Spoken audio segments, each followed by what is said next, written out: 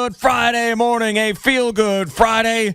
This is game one of the Boomer and Geo doubleheader today. We've got the show, of course, until 10 a.m., and then tonight, White Eagle Hall in Jersey City.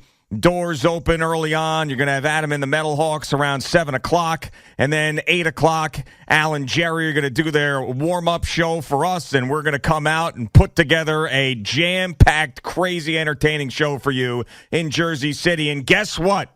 Spike's been hiding these in his drawer. I didn't even know about it till yesterday.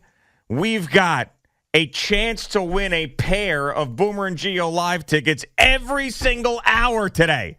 Every single hour. So that is an opportunity I did not expect to have, so I'm very excited about that. No baseball yesterday, some Masters, some Francisco Alvarez chatter, and probably the worst advertising decision in Major League Baseball history. All of that's on the table. Good morning, Boomer. How are you? Good morning, G. Today's gonna be a long day for us, Biggs. Yeah, you know, and I see this morning that you're wearing a hat, but I saw you without the hat. Yeah, yep. You got your hair cut for tonight. Oh, I mean, did, I'll tell you, when we do something like this, you just go all in. There is no holding you back. I mean, so yes, you did get a new haircut. Yeah, that's right. I don't know if you're going to take your hat off today or not. No. I talked to Al about this yesterday. I went to our executive producer and I got his opinion on this. And I said, should I debut the hair on the show in the morning or should I wait for White Eagle Hall? He said, absolutely wait. So all right, for the people that aren't going to be at White Eagle Hall, you'll see it on Monday morning, but not today. I'm seeing like this hat on your head. Yeah. I don't see any hair. Well, I mean, you had the mullet last year or 2 years ago, right? Yeah, that's right. And now all of a sudden, I feel like you've been trimmed up. Yeah. And you don't have any hair underneath that hat. I mean, please tell me. I did see some hair early this morning. Yeah, there's some not hair. much. Yeah, there's some hair. Yep. But on the sides, yes, very. So you went to your barber? Yeah, of course. James Ricciardo, all-time barber, is my guy. He was the guy who cut the mullet. Yep. He's the guy who shaped up the mullet. He's the guy. I sent him a text. I'm like, this is what I'm looking for this time around. Okay. And there he is. There right he there is. on Okay, CBS good. Sports Network. Nice. Yes. And he's got his little Shea Stadium Man, sign you know what? there. Your middle name should be Fluctuation. I mean, nobody fluctuates more than you. I mean, nobody can gain and lose weight like that's me. what I'm saying. But have you ever seen anybody, like I was looking at pictures from my golf tournament last year. Oh, God. I mean, and then I look at you today. Mm-hmm. I look at you with this haircut. Mm-hmm. I looked at you at the boat party. Yeah, you never know what you're going to get. I mean, the year before that, a couple years before that, when we did the back to summer party. Mm-hmm. I mean, it is the fluctuation that you go through is amazing. It really is amazing when you really just sit down and think about it. Yes, unfortunately I've sat down and thought about it a lot. So this time, like I've said all the other times, this is the time it's not going to happen. Al, have you ever seen anybody fluctuate as much as Gio? I'm trying to think of people purposely, like Madonna over the years, changed her look quite a lot. Well, wait, time out. She's basically carved her face up. Now I'm not talking about that kind of fluctuation. He hasn't done that. I mean, he's cut his hair. He loses some weight. He hasn't got any Botox or Restylane. Hasn't jammed up any other stuff in his body. In the A gap. Yeah. In the A gap, yeah. No, I'll tell you. Here's a guy, Jonah Hill, actor Jonah Hill. Okay. He's a big fluctuator. Sometimes you see him very large. Sometimes you see him skinny. He's back and forth. I think those guys are doing it for roles. Not right? All the no, time. yes. Sometimes, yes, but not all the time. But yeah, I mean, you are right. And then there is a huge like Russell Crowe fluctuates. He's a fluctuation guy? Yeah, he's a fluctuation guy. Well, the other guys in this weight loss challenge, they were fluctuators because one of the guys that I was up against, he had won this thing twice, and the other guy that I was up against had won it the year before. So obviously, you got to fluctuate to win this thing. You got to fluctuate your ass off. So I'm planning on not entering next year. That I got a new plan this year for no fluctuation. But yeah, I mean CBS Sports Network. No matter what time they play a clip, like you look exactly the same, and I'm like in between a 60-pound range. It's crazy. Yeah, but it's also your hair.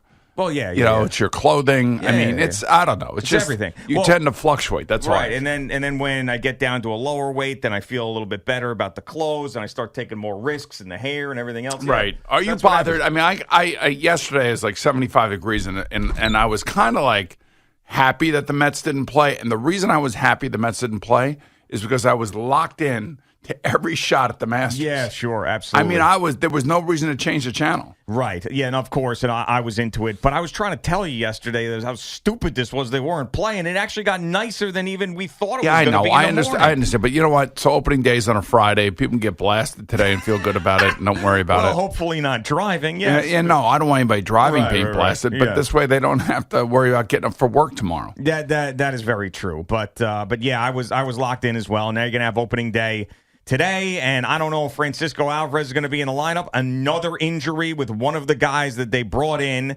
Quintana was a big signing for them. Gone. Verlander, big signing for them. Gone. Navarez is going to be their starting catcher. Gone for 2 months. So Max Scherzer. Well, he stinks, but he's not. He's at least still here. But well, still. Unfortunately, he's healthy and pitching. These other guys are out and not playing. So I was someone that wanted to see Francisco Alvarez make the roster early on. He did not. They felt like they needed more seasoning with him down in AAA. And now he is going to come up. Now, it's not official, as it says here on CBS Sports Network, but everybody expects him to be up. He's got to be here. Maybe that's why they delayed the game, because he needed some travel time. Maybe, but then he better be in the lineup today then, right? He's got to be in the lineup. That would give you some excitement. Yeah, that would be something. I mean, this team is limping into their home opener. Yeah, absolutely. I mean, it's awful. Well, that's why the game was postponed. I mean, let's get real. They saw a 40% chance of rain the night before, and we're like, we want to make sure that this game gets played. And we really need a day off because we got our asses kicked in Milwaukee. And on top of that, our bullpen already after 7 games is in shambles. So let's just postpone this thing because we got a day that we can play on Friday. That's what happened. Yeah, the other thing, too, is you got to remember that Baltimore and the Yankees were canceled, too. Right. So you're thinking East Coast. I'm looking at the baseball schedule from yesterday. Yeah. And I'm trying to think, are there any other East Coast teams that played? No. See, Philadelphia was postponed. Baltimore was postponed. Yeah, but I think they actually got rain in those places where we did not. Yeah, but I'm just saying, you don't. I think that's why, though. It's all tied together. Sure. That's all. That's all I'm saying. Yep. So I heard the buzz or no buzz with Al and Jerry this morning with opening day, and the only buzz that I think that they have is Francisco Alvarez, if he's in the lineup. That's the only buzz right now with opening day because it's Tylor McGill. It's a team that just got swept in Milwaukee. It's a team that suffered a ton of injuries early on. It's not like you're going to get a healthy Justin Verlander on the mound, and the Mets just came home from a road trip where they only lost 1 game. I mean, that's not what's going on. As you said, they're limping in to this game. And the other thing, too, that it was just like when the Mets get going, there's certain organizations, when the ball starts rolling down the hill negatively. It just feels like it just keeps going. It keeps going. And then yesterday, this patch is unveiled on their jerseys, which is this. Now, I am someone that totally understands the advertising on jerseys. I want to make that clear. I understand that is revenue that's going to be used. It took a long time for baseball and some of these other pro sports in this country to jump on that bandwagon. They're going to do it. I don't have an issue with doing that. I have an issue with the fact that this patch is just humongous. It's the New York Presbyterian patch. Right, it's the New York Presbyterian. Yeah. I mean, they might as well be the New York Presbyterians. At this point, our foundation has given them a lot of money, to create an adult cystic fibrosis, center over there. It's the Gunnar Esiason lung program. And I see that patch, and I'm like, why don't we have a patch? I mean, I feel like we should have a patch. We gave them monmoney. But, if they just took the text from New York Presbyterian and put it on the jersey, it would be fine. It would be, be like a normal ad. But there's so much of this white blank space on this patch. And red lettering. Yeah, well, which I think it's red lettering. I don't think it's orange. It's not orange. I couldn't tell. Initially, I thought it was red, and then I looked closer. Their colors are red. Yeah, Presbyterian is red. It's just ridiculous. And then, all that wasted space on there. That's the issue that I had. If it was just a little thing with the text, I'd be like, okay, fine. But it's a giant-ass rectangle that's on the jersey with all that white space there. It looks terrible. It's like, when the hockey teams went to the advertisements on the helmets. Yeah. Now, I have to say, Benjamin Moore looks good on a Ranger helmet. I don't know why. Maybe it's just because the colors match. Maybe. Yeah, but this does not look good. So it was just yesterday was just one of those days for the Mets. I think it's red. Yeah, is it? Because it doesn't make any sense. Could they just change it to orange? And get rid of the white wasted space of the patch too. It's a very big patch. It is. What is it? Obtrusive? Is that the word I'm looking for? Obtrusive. Obtrusive. Yeah, it's obtrusive. Not obtrusive. Obtrusive. Obtrusive. But yeah, it's a big patch. It's going to take a while getting used to. Oh, getting you. I don't think anybody's going to get used to that. Look, we're big fans of New York Presbyterian. I'm not saying. I'm not saying anything about them. Right. It's just like HSS. We're big fans of them. I'm Right. big fans of NYU Langone. I just like. But I mean, you got to try to match the uniform, don't you? Right, of course. And also, you just put. How much money are they really making off of that? Has that been out there? I don't know. I'm sure it's a significant amount. I mean, to be on every player's jersey for the rest of the season. I mean, that's a massive. There's a lot of eyeballs there. Again, I understand it. You understand it. But it only in the Mets way would it be like this. Right. And I can tell you right now, what are the chances, knowing what we know, what are the chances? Yeah. Because I know that Presbyterian is a huge sponsor of the Yankees, too, or used to be at least. Yeah. Do you ever see anything on a Yankee jersey? Yeah, I think so. There'll be something on there. You don't think the Yankees are going to hold off? No, I think hold off like till next year. Or No, hold I off don't forever. know, man. I don't think I. To me, if I'm the Yankees and I'm worth $7.1 billion, You're not doing it. I'm not touching my damn jersey at all. You know why? Because my jersey is iconic. My jersey stands for championships. My jersey has a sense of pride attached to it. I'm not putting anything on my jersey. Yeah, for sure. But remember they had put the Nike logo on there. That's a different story. They're made by Nike. But right? okay, but that was the first time that they're like, wait, you're going to put a logo on this thing? Jerseys were made by somebody for years and years and years, and the logo was never on the Yankee jersey, and now all of a sudden it was. So I do think there'll be something on the sleeve. I mean, I don't know, man. That would be tough. I know that Kikkoman soy sauce is a big sponsor there at Yankee. Kikkoman? So the Kikkoman We might get be that. a nice Put one the there. Kikkoman soy sauce on the side. You know what they should really do is put the Casamigos logo on the side with the little agave plant. That would be perfect. Again, with the beautiful turquoise and everything else, yeah. or teal, however. That would be perfect. I don't know, but it doesn't Slap go with that it. on a jersey. It doesn't go with it. Goes Doesn't with go everything. It's Casamigos. Well, it goes with us, yes. Wherever we go, it goes. Yeah, right. Absolutely. But I'm just, I don't know about that. Yeah, well, this one, they have to change it. They absolutely have to. This reminded me, and I'm not saying take it off the jersey. I'm not saying change the sponsorship. That's a great partnership. Awesome. But make it an orange thing and cut down the patch, and boom, nobody's even talking about it. I'm telling you, if you just cut that thing down. But isn't the idea to talk about it? Yeah, but not, wow, that looks horrible. Remember the Islanders with that goal song for their 50th anniversary? Oh, God, yes. Everybody was talking about that, how horrible it was. And what did they do? They got rid of it. Smart. They listen to the fan base and they listen to us. And I'm not saying get rid of the just modify it. It's got to be modified. Got to be modified. You can't push it. If it's red, I think it's red big. Yeah, I know. I think so too, which makes it even worse. So you get Navarez out. Game postponed. It's a 70-degree and sunny day, and all of a sudden you get this giant patch right on the jersey. All right, there you go. New York Mets. All right, so you're watching the Masters yesterday. Yeah. Mm-hmm. Did you have any idea that your boy Brooks Koepka was going to get involved in a rules controversy? I did not. Well, first off, with Brooks, I guess I have to apologize to Brooks Koepka. I thought this guy was cooked. He was done. And he still got 3 rounds to go. I understand. But I was shocked that he was tied for the lead after yesterday. I know he played well in the last LIV tournament. I threw that out. I thought this guy was done.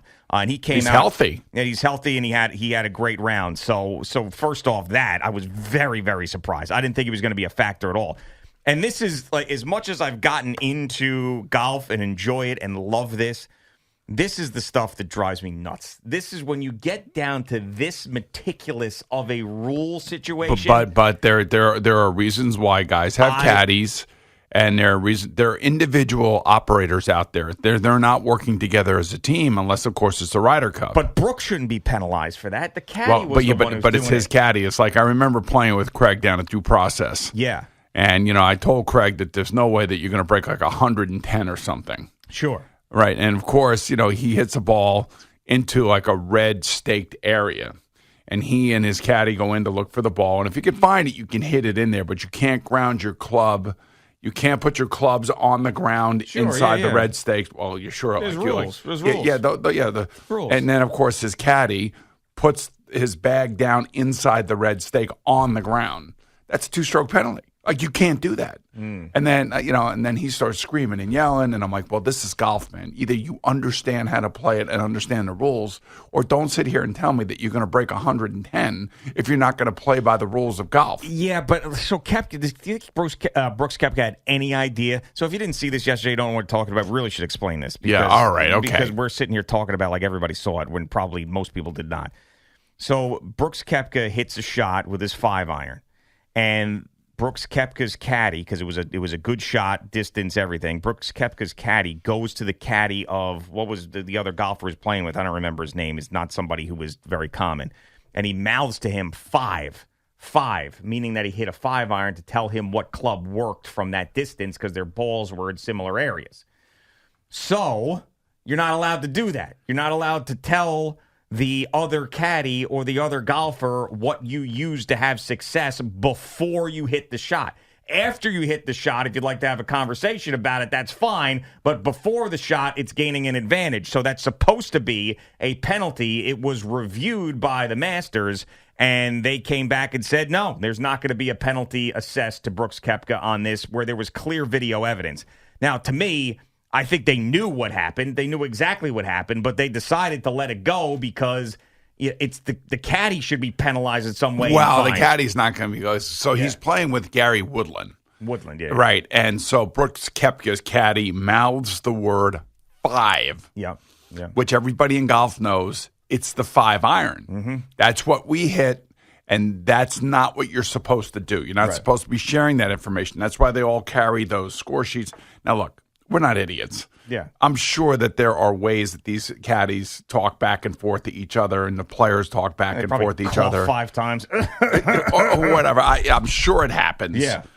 But when you have it on camera and it is the Masters, and then you go to the Golf Channel and you look at the guys like a Brendan Chambly and guys of that nature and that ilk, basically say there should be a 2-stroke penalty because it's obvious what the caddy did. Mm-hmm.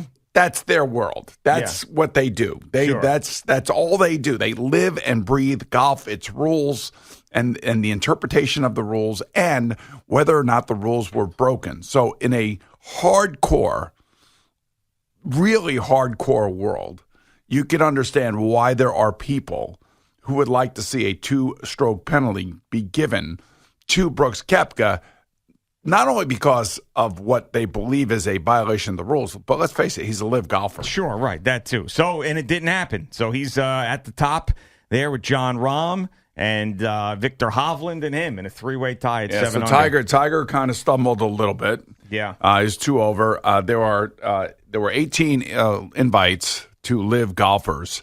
17 have made it. Kevin Na withdrew before the tournament.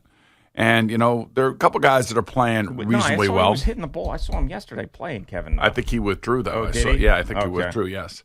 So, but, there are, like I said, there are 17 other guys playing, and Brooks Koepka is the top of that list. There are a couple guys that are minus numbers, and they moved up the start time to 7:30 today. I do not know. Does that mean that we are getting off the air by 7:30, or what's going on? Stephen Waldron of CBS, because they moved up the tee times as Masters on the Range also moved up, so we're getting knocked off the air earlier, or no? Okay. All right. Very good. Are you confident about that? Did you have any idea that the tee times were moved up? Okay. All right. Very good. He's on top of it. So it says... by the way, I know that Love Listen to Golf with Jim Nantz and the boys and our crew over there at CBS seems like they're working for ESPN now because it was on ESPN yesterday. Yeah. Do you know if they're getting paid extra money by ESPN, Stephen Waldron? Do you think they should be paid? I mean, should they be paid as much as they get paid at CBS? Yeah, there you go. I kind of agree with you, actually. Yeah, it looks... I mean, you got the voice of golf, and I don't know how this works. I can't work for anybody else. Yeah, I don't know. I don't understand either. Can you imagine me, could I go on to Fox and do a football game? No. If they needed, an extra announcer or something?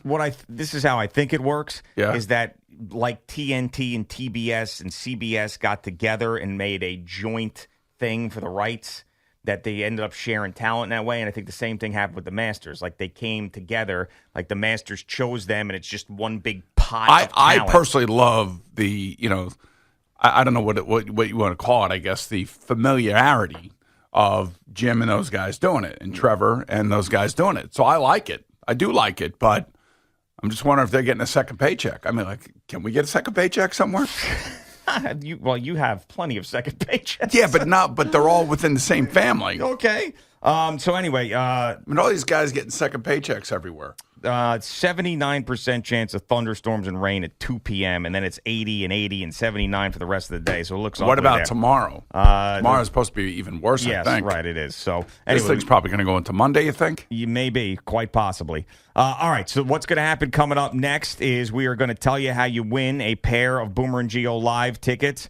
Every single hour, we're giving them away. So when you come back, Eddie's got more drops to play, and we will explain to you how you win those Boomer and Geo live tickets brought to you from WFAN and Duncan. It's Boomer and Geo on the Fan and CBS Sports Network. Quick break. Boomer's got something for you. We'll come back with a Jerry Recco update and your chance to win Boomer and Geo live tickets right after this.